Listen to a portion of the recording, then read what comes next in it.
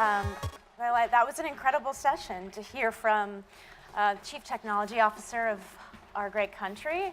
Before that, people thinking about cities. And now I am delighted to share a stage with this panel of digital experts. I know the word experts in digital get thrown around together a lot, but in this case, it's legit. So joining me today is Jake Brewer, General Manager of Change.org, Sarah Newhall, Executive Vice President, Managing Director for DC of Blue State Digital, and Tracy Sefl, Senior Advisor, Ready for Hillary Democratic Strategist. Thank you for being here. Thank you. So I'm going to start with a broad question, a very big buzzword, digital engagement, right? Something you hear all the time, something people want, they want you to get it for them. What does that even mean today, May 15th, 2015, digital engagement to you? Starting with Start it off, because you're here, you're in the hot seat. Yeah, exactly. So I think where we're seeing digital engagement mean anything legitimate or mean anything more than just kind of being a buzzword is in the ability of a citizen to raise their voice and be meaningfully heard by the person who can make a decision that impacts that story, whatever that is. So whether it's somebody in government at a local to national or even international level, to a corporate leader who might be making a decision in their company that's going to impact that individual or that person's family or their community, that interaction, that back and forth between the voice and the story that is experiencing something and wants to change it or do something about it, and the person or the people that can actually do that thing is where engagement kind of like happens and it has meaning. Anything you'd add? I think that when you think about digital engagement, it's really driven around how somebody actually takes an action of any sort of level. So that can be making a purchase, it can be making a donation, it can be consuming and reading and sharing content. But it really comes down to how do you actually get somebody to, I think, to Jake's point, really interact with what it is that you're trying to put out into the world and interact in a way that matters to your organization.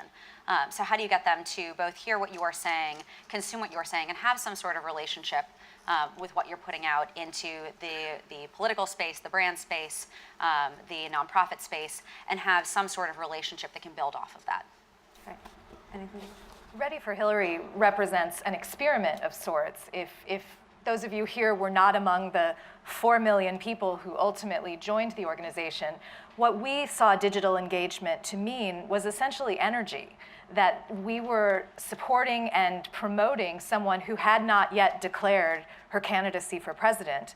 And so there was just this big space to fill, to harness that energy. And we used the tools at our disposal to find ways and see what worked and see what got and what stoked that kind of energy. Because again, it was an experiment.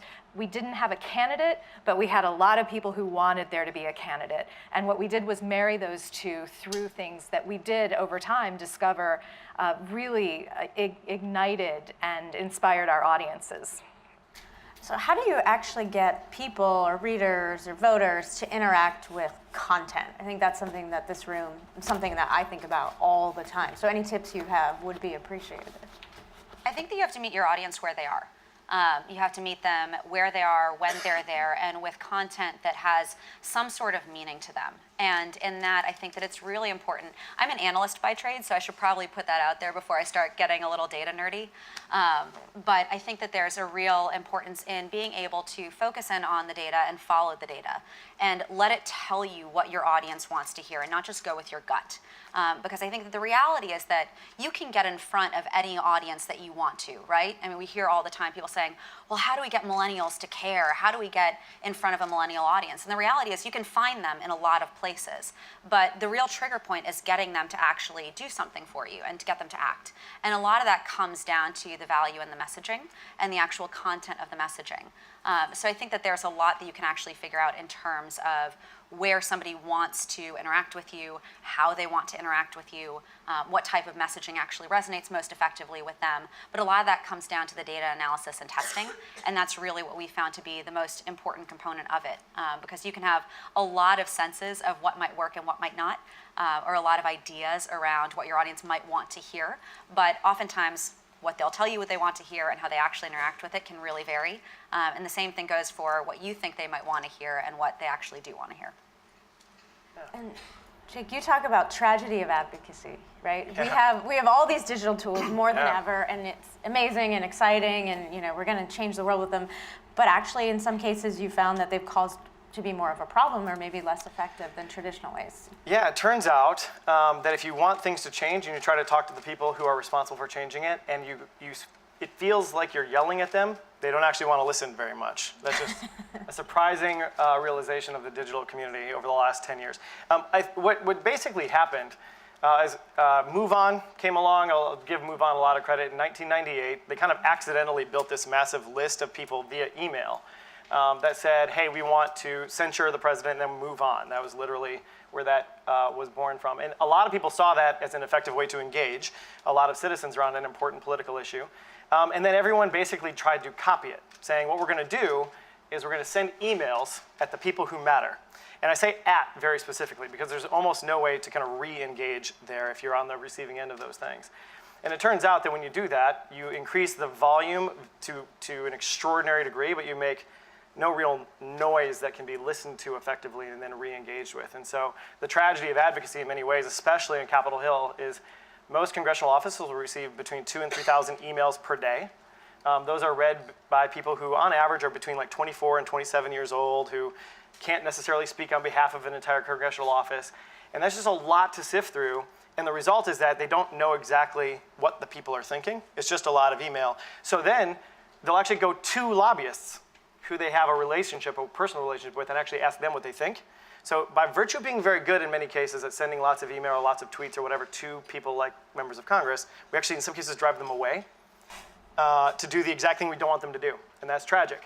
And so for technologists and people who build platforms and tools that actually help the citizens to do this, we actually really be honest about that and build a better way for the people on the receiving end to listen and engage effectively. Okay. I want to talk a little bit about the big B, which is brand. Okay. So Tracy, Ready for Hillary, an experiment. You had to build a brand as well as protect a brand. So how did you go about doing that? Well, I'll start with present day, which is the myriad organizations and entities that are now ready for something, whether it's another candidate's name or an issue or what have you. So we seem to have succeeded, not because we had some sort of claim on a simple word like ready, but it has indeed picked up and been replicated. But working backwards then, beginning when Ready for Hillary began over 2 years ago, the premise that we had for the brand was quite simple, which was do no harm, of course. It was all in Hillary Clinton's best interest, with no coordination, no conversation. She wasn't part of any of our efforts. So it was something that had to be good. It had to all be positive. And a second piece, which wasn't as discussed as much or dissected as much by the political media, is that Ready for Hillary as an organization made the decision to not engage on any sort of policy or political debate or something on the front pages unless she herself had already said something on it. And that was an absolute cement principle for us, because certainly there were many issues over the past 2 years that were dominating the front pages that people really were talking about. But for our organization, our supporters would say, well, where are you on whether, for example, Ferguson? And it was absolutely our position that until she would speak about it, then we would engage and engage in terms of simply amplifying the words that she had said. So that was the principle, and it was simple. And oftentimes people from the outside would try to make it more complicated. But I'm here to again say it was a very simple model. It's so hard though. Just want to acknowledge that. Yeah. Doing what you just described is like so hard to do. So, Yeah. well To done. stay quiet. Yeah, to like actually give yourself those principles and that framework and actually adhere to that over time. That's super hard. Yeah. Can you give us maybe some lessons learned or some takeaways that would be applicable to digital campaigns in general? Well, I appreciate Sarah's points about data and the analytics, but I do believe very much in the value of your instincts, especially, again, I think I'll say for maybe the 5th time, this was an experiment. No one had ever done an organization like this. 4 million supporters and $15 million later, I think there are great lessons to learn, and one of those is that we did use our instincts. For example, on a given Sunday, there may be 100 news issues and 100 political issues happening, but it may also be the night of the Grammys. And our audience would be just as excited to talk about Beyonce and the Grammys and Run Like a Girl than they would any sort of political story. And we made the decision to engage at a cultural level, at a real level, and just unapologetically. There is as much fun to be had in the political space with pop culture and big events like that as there is with the headlines and the serious stories. Our most successful engagements had either a cultural hook like that or something very unpolitical. And I do think there are larger lessons in there that I expect to see replicated again with the candidates now in this cycle. That you don't always have to talk about work. And when you talk about real life and the real world, that may be your best entry to engagement. Yeah, especially on the internet. People like to have fun, right? Yeah. If we'd only had pictures of Hillary and cats, I think we might have explained everything. But I will say one of the very most popular pieces we did was a selfie that Hillary Clinton and Meryl Streep had taken together. And we had nearly over 400,000 engagements with that. Yeah, for better or worse, I don't think selfies can be underestimated. Sarah, you do a lot of work with global brands, and I'm curious what you've learned along the way about helping them to engage in certain cultural moments.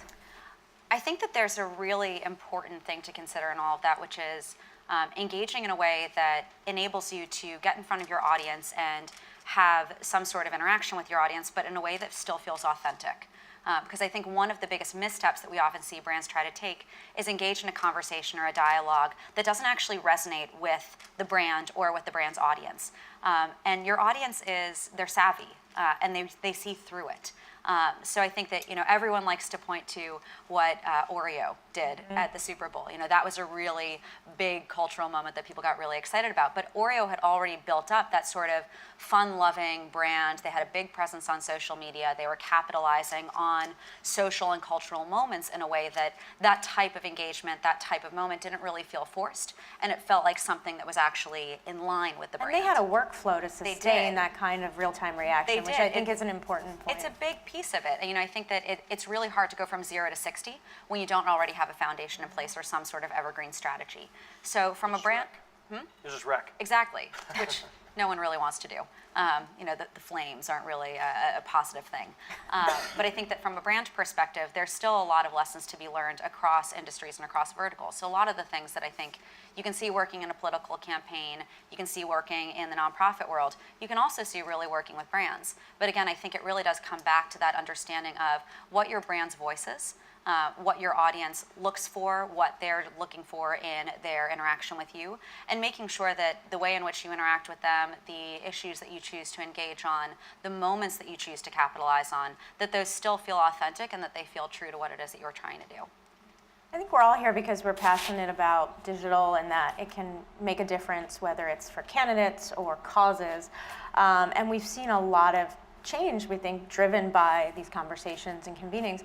But I'm curious if there's an issue that really hasn't come to see the digital light yet or get that movement behind it that you think is about to or should or we should be thinking through as a collective digital community.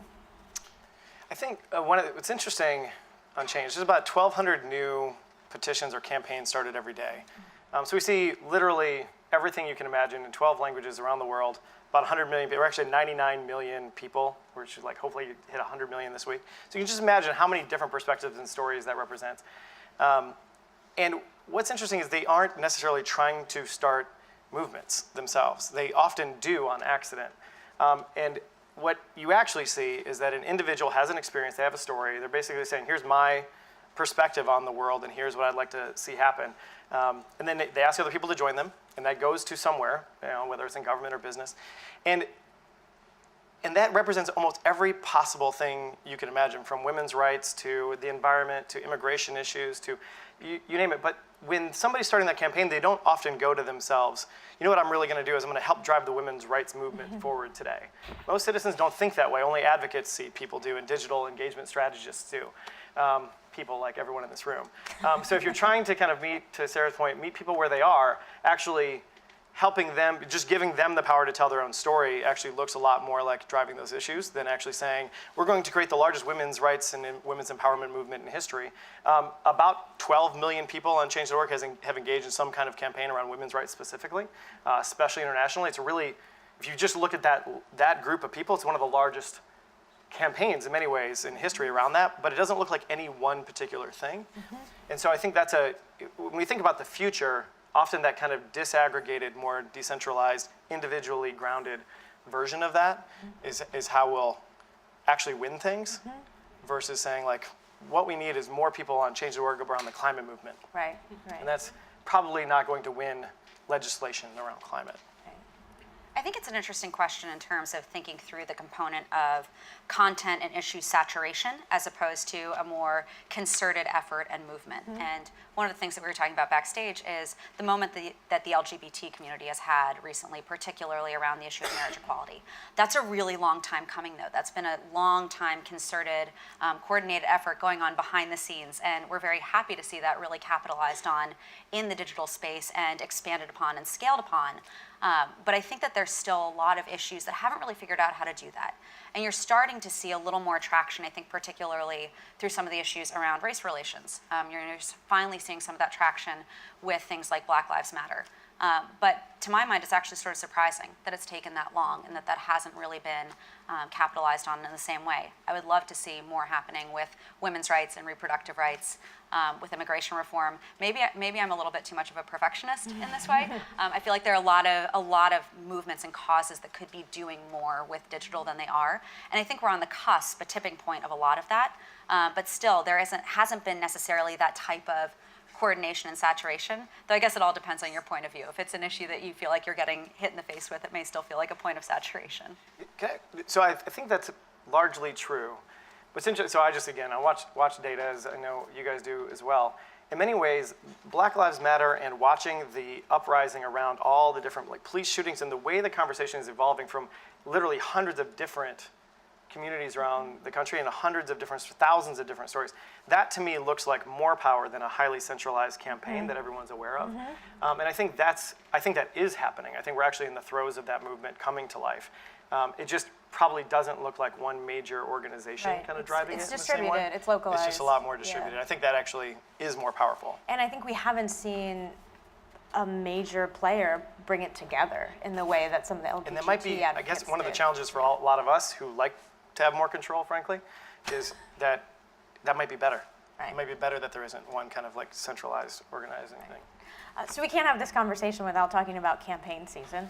And we believe this will be a big, big digital campaign era. So I'd love to know, is there one thing or a tool or a product or something that you're all excited about going into this campaign season that you think will change it a bit? Well, I'll start start by with you, saying yes. we're not going into this campaign season. In my mind, it never stopped. It never started. It's just been one big blur. But at least in the case of a candidate declaring her intention to run, okay, I'll grant you, now we're in campaign season. What I expect, and I think I've seen hints of already, is that there will simply be less content. The complexity of the campaign apparatus, it evolves with each cycle. We are now in the most complex tools. We have everything at our disposal. This is a complicated endeavor with analytic precision behind it. However, I think that messaging and content necessarily needs to become more simple, more straightforward. And great topic of conversation, pro and con, is the notion of Hillary Clinton's campaign logo, which I'm sure you've seen. Maybe you use the font where it's the whole alphabet with the H and the arrows, but it's incredibly simple, like it or hate it. And to me, it's a nod toward the importance of simple, less content, because we have the tools. The complexities can be in the black box behind the scenes. The conversations should be clear and be simple. I'd like to challenge us on this question. Challenge. which is when we talk about the election season, we talk about the presidency almost entirely. There'll be $5 billion spent in the next year and a half or so on elections in general. That's an insane amount, by the way. And the interesting thing is that almost everyone in this room, if you're an American citizen, you're an American voter, you have probably 45, upwards of 45 elected officials right now that represent you. And elections are happening all the time. And next year they'll be happening 56 of the largest 100 metropolitan areas in the country right now. We'll have elections this year. That's actually representation and election stuff happening much closer to you than the presidency, where those decisions that you make and the people around you make will actually have much more impact on your life and your family and your business. So as we think about elections, I think the tech that will be most interesting, the tools that will be most interesting, is the tech that brings those elections much closer to our lives and puts them in our pocket and helps us make better decisions around that. And where are we on that, in your opinion? Working on it. Okay. More next Working on time, this time? Oh, Yeah, sorry. we'll talk in It's the 6 end of the months. day, I think we're approaching cocktail hour. This time next year, I hope you'll have more to share on that. A lot more, I Or suspect. soon, or before Yeah. that? Okay, Yeah. all right. I don't think that there's really, in my mind, it's unlikely there will be any one tool that really completely breaks the mold for the campaign cycle. And I think that what we're seeing is that the tools and the technology themselves continue to get more and more sophisticated. So to Tracy's point, you can really access any amount of information. Your ability to be more sophisticated in the campaigns that you run just increases every month, every cycle.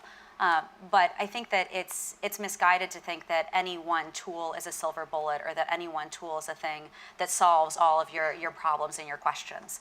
What I do think we'll likely see is more sophisticated personalization of communication and of content. And I think that that's really where you've been seeing things driving in the last couple of years, is really that emphasis on how do you make something more personal for your average audience member? How do you make something more personal for your potential voter?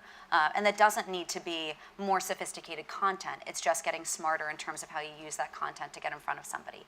So I think that that's what you'll continue to see in the technology, is more of an ability to do that in a smart way and do that in an easy way. And that will really be one of the big things that I think we start to see in the coming months. And for this presidential election season, what do you think is going to be the hotness? Is it going to be everyone, you got to get on Snapchat now if you want to be relevant and get the youth vote? Is it Meerkat? Is it Periscope? Is it still YouTube, Instagram, Facebook? Somebody said it earlier. I think it's just going to be people who are just more personal and okay making a couple gaffes here and there. I've actually, the person that's been most impressive, I'm totally neutral on my party lines, but Carly Fiorina, the last 2 weeks, watch her. Watch what she's been doing on social media and what she's been doing in the news. It is fascinating. I'm not saying I love Carly Fiorina, but like just in terms of her use of tools and like the way she's talking about her campaign, it's like that's the most interesting use of the tech right now. It's not just what tools it is, but like the way that people use it. How people use it and how they show themselves. I think the pendulum will swing back towards authenticity until it's like actually just being more human. Yeah. So Mitt Romney's in a boxing match today, Yeah. apparently. I mean, let's see what he does. Okay, all if right. he's learned any lessons. Maybe Okay. he'll Snapchat from the ring or Yeah, all something. right. No. That will be quite something. I'm sure we'll have something to say about that on Mashable.com. The next big thing, box former heavyweights. Yeah. It's such a metaphor. And I think on that we're going to end, but certainly this has been too short of a time with these digital minds, but we know that you'll all be up to interesting things that are probably on the DL right now, but we'll see them soon, and we're sure they'll add impact to the conversation. So thank you very much. Thank you. Thanks.